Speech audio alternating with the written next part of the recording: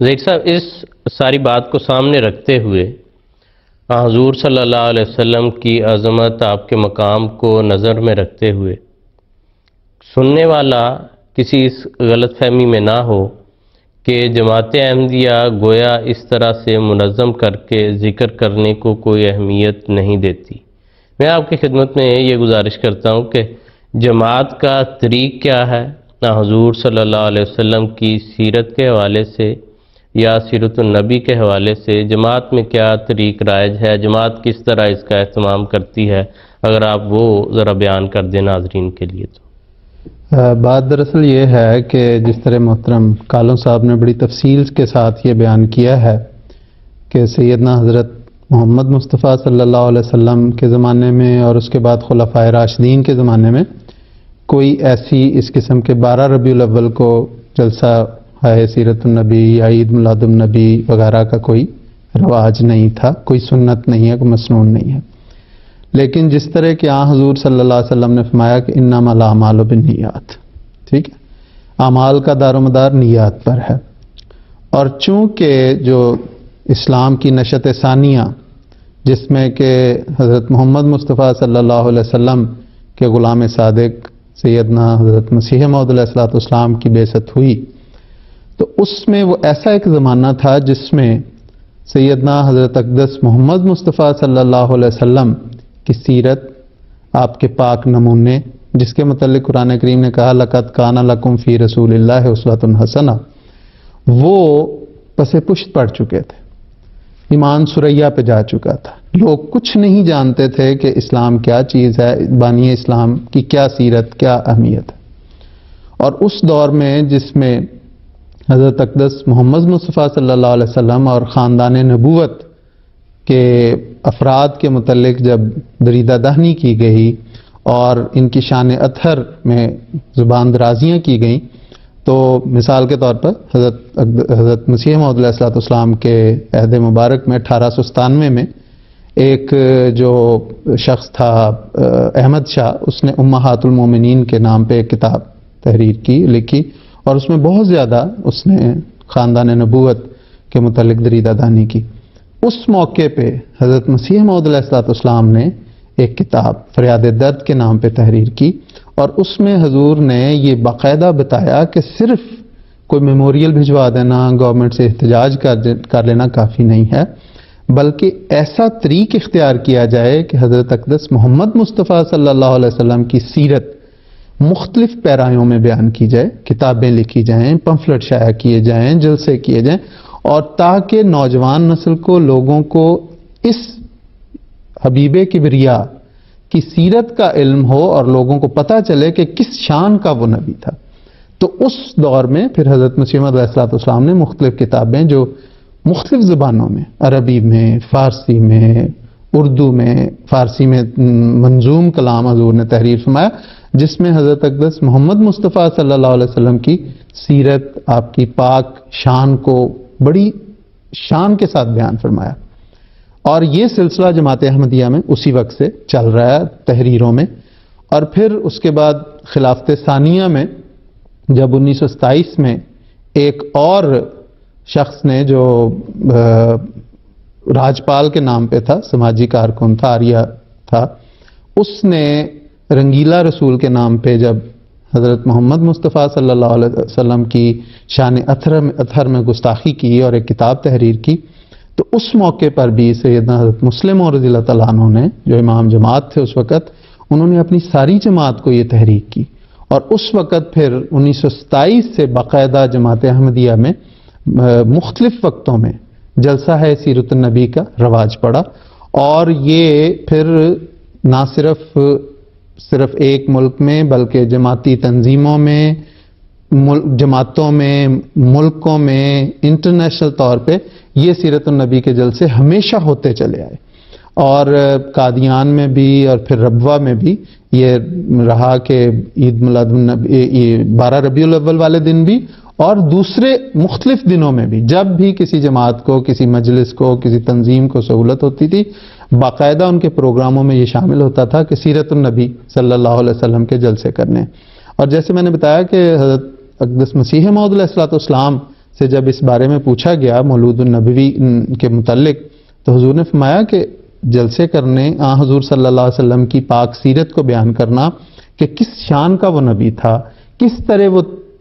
تنہا آیا اور کس طرح اللہ تعالیٰ کی تائیدات اسے حاصل ہوئیں، یہ ساری باتیں بیان کی جائیں اور اس میں گاہے گاہے خوبصورت نظمیں بھی حضرت محمد مصطفیٰ صلی اللہ علیہ وسلم کی شان میں پڑھی جائیں، تو اسی حضرت مسیح موعود علیہ السلام کے اس دیے ہوئے طریق کے مطابق جماعت احمدیہ میں اللہ تعالیٰ کے فضل سے، جیسے میں نے کہا کہ ذیلی تنظیموں میں بھی، خدام الاحمدیہ میں، انصار اللہ میں، لجنہ میں جو جماعتی ذیلی تنظیمیں ہیں، اسی طرح جماعتوں کی سطح پہ بھی، ملکوں کی سطح پہ بھی، ریجنل سٹیجز پہ بھی، اگر پاکستان میں چلے جائیں تو ضلع وار، علاقہ وار اس قسم کے جلسے مختلف وقتوں میں ہوتے ہیں. جس طرح محترم کالوں صاحب نے حضرت امیر المومنین حضرت خلیفۃ المسیح خامس سید طلب نصر عزیز کے خطبہ جمعہ کا حوالہ دیا ہے، تو جس طرح حضرت صاحب نے اس میں فرمایا کہ محبوب کی سیرت بیان کرنی ہو تو پھر ایک دن کیوں، سارا سال کیوں نہیں، سال کے مختلف وقت کیوں نہیں. تو جماعت احمدیہ تو وہ پہلی وہ جماعت ہے جس نے سیرت حضرت اقدس محمد مصطفیٰ صلی اللہ علیہ وسلم کو دنیا میں پھیلایا ہے. جی بالکل، اور ایک دن تک محدود نہیں کیا کہ ایک دن کا، پورے سال میں اسے پھیلایا، جلسہ جلوس کر کے تو اس کے بعد بھول جائے. بالکل. اور پھر جیسا کہ بتایا کہ اس میں چونکہ مختلف بدعات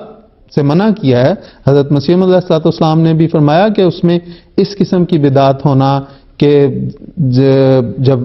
درود پڑھا جائے تو حضور صلی اللہ علیہ وسلم نعوذ باللہ وہاں حاضر ہو جاتے ہیں، اور پھر اس میں مختلف قسم کے سوال کہ اگر آپ اس وقت کسی اس قسم کی حالت میں ہیں، آپ واش روم بھی جاتے ہیں تو کیا اس وقت بھی حاضر رہتے؟ تو اس قسم کے نامعقول سوال پھر اٹھتے ہیں. تو ایسی کوئی باتیں، اور پھر وہ لوگ کہتے ہیں کہ جب درود پڑھا جائے تو کھڑے ہو جانا چاہیے اور ان جلسوں میں کھڑے رہنا چاہیے کیونکہ حضور صلی اللہ علیہ وسلم تشریف لاتے ہیں. تو یہ ساری بدعات ہیں. ایسی کوئی جماعت احمدیہ ان بدعات سے ہٹ کر اصل جو مغز ہے سیرت رسول صلی اللہ علیہ وسلم کا، اس کے مطابق اللہ تعالیٰ کے فضل سے جلسہ سیرت النبی پورے سال میں پھیلا کر کرتی ہے. اور اس کی جیسا کہ میں نے شروع میں حدیث پڑھی کہ انما الاعمال بالنیات، اس میں نیت یہ ہے کہ حضور صلی اللہ علیہ وسلم کی پاک سیرت ساری دنیا میں نہ صرف اپنے لوگوں میں بلکہ پرایوں کو بھی بتائی جائے تاکہ وہ بھی اس عالی مرتبہ کے رسول اور نبی پر کی شان کو جانیں اور آپ کی صفات سے آگاہ ہوں. اور پھر جس طرح قرآن کریم نے کہا کہ یا ایھا الذین آمنوا صلوا علیہ وسلموا تسلیما، خدا اور خدا کے فرشتے اس وجود پر درود بھیجتے ہیں، اے مومنو تم بھی درود بھیجو. تو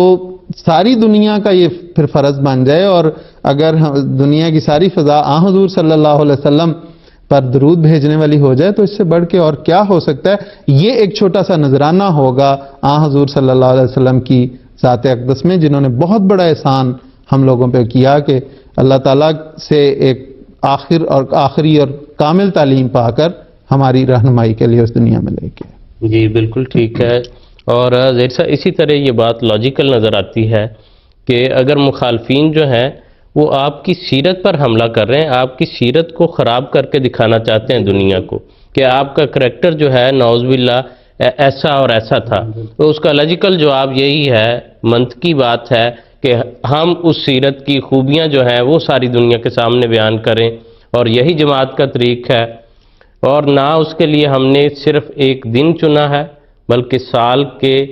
جس دن بھی اور جس مہینے میں بھی ہم جہاں بھی انتظام کے تحت جو سہولت کے ساتھ ہو سکتا ہے اس پر ہر جگہ تمام جو احمدی ممبران جو ہیں وہ عمل کرتے ہیں. اور اس بات کی گواہ ہے جماعتی نظام کے وہ رپورٹ فارم جن پر رپورٹ جو ہے وہ واپس مرکز میں منگوائی جاتی ہے، تو اس میں باقاعدہ یہ ایک کالم بنا ہوا ہے کہ اس مہینے کتنے جلسہ سیرت النبی منعقد کیے گئے. اس لیے ہمارے ہر مہینے میں یہ ہوتا ہے، یہ نہیں ہمارے تو ایجنڈے سے وہ کبھی بات باہر نکلی نہیں. ہمیں تو یہ انتظار کبھی کرنا ہی نہیں پڑا کہ کب 12 ربیع الاول آئے گا اور ہم حضور صلی اللہ علیہ وسلم کی سیرت بیان کریں گے. ہم تو ہر لحظہ اس پاکیزہ سیرت کے لیے وقف ہیں، اس کو بیان کرنے کے لیے، اور اس پر کوئی بھی ہونے والا حملہ ہم اپنے دین و جان سے اس کا دفاع کرنے کے لیے ہر لحظہ تیار ہیں. اور جہاں ایک ادنا احمدی اس میں شامل ہے وہاں ہمارے امام، ہمارے آقا حضرت خلیفۃ المسیح اید اللہ تعالیٰ بنصر العزیز وہ خود ایسے پروگراموں میں شرکت کرتے ہیں۔ پیس کانفرنس جو ہے وہ اسی غرض سے ہے کہ اس وقت جب دنیا میں حضور صلی اللہ علیہ وسلم کے نام سے یہ غلط بات منسوب کی جا رہی ہے کہ نعوذ باللہ آپ کا شدت سے یا شدت پسندی سے کوئی تعلق تھا، تو ایسے وقت میں جماعت احمدیہ تمام دنیا کے اسکالرز کو، حکام بالا کو، پڑھے لکھے لوگوں کو، جو ہر طبقہ زندگی سے جو لوگ تعلق رکھنے والے ہیں ان کو بلاتی ہے ہر سٹیج پر، اور سالانہ طور پر یہاں بھی جو ہے لندن میں بھی ہم یہ منعقد کرتے ہیں۔ پیس کانفرنس ہر سال منعقد ہوتی ہے جس میں حضرت خلیفۃ المسیح اید اللہ تعالیٰ بنصر العزیز خود تشریف لا کر حضور صلی اللہ علیہ وسلم کی پاک سیرت جو ہے وہ سب لوگوں کے سامنے بیان کرتے ہیں۔ یہ سلسلہ چل رہا ہے اور انشاءاللہ اسی طرح یہ چلتا رہے گا۔